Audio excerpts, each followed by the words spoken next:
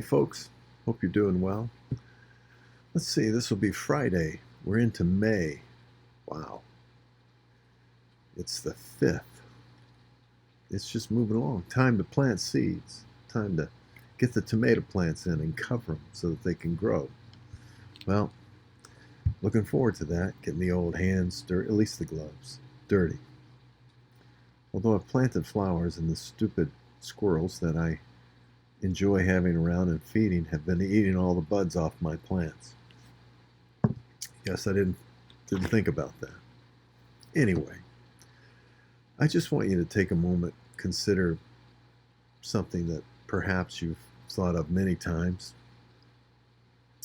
It's that issue of living a life with constraints. Now, we live in a world, especially in the Western world here, and certainly in America, where we're told that freedom is the ability to do whatever you want to do, and really don't even consider the expense. Just doesn't matter who it hurts. I think it's quite compelling, interesting, that so many of the quote-unquote freedoms that we have in our culture today are incredibly hurtful, whether it be to children or whether it be to women, or whether it be to family, or whether it be, just so many quote-unquote freedoms that people suffer for. But they're free, we're free, and they fight for our freedom.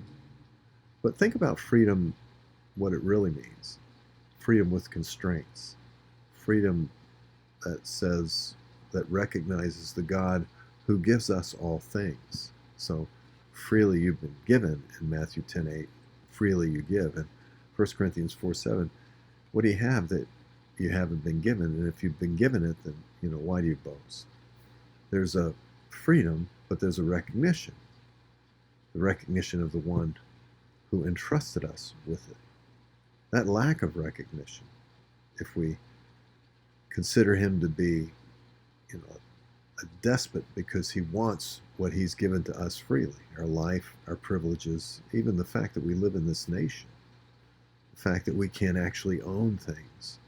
In many parts of the world, that's an impossibility to a vast number of people throughout the world. What a privilege.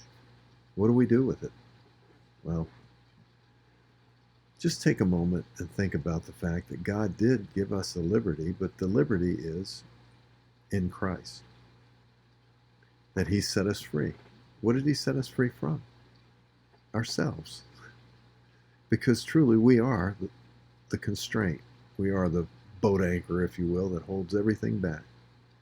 We're the ones. It's what we want, what we do, how we view the world that is truly restrictive.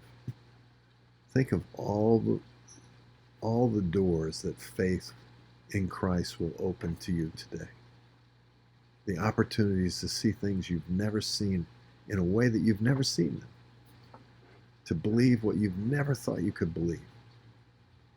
To know that God hears your prayers and he is actively engaged in Romans 8:26 and on in not only hearing them but answering them.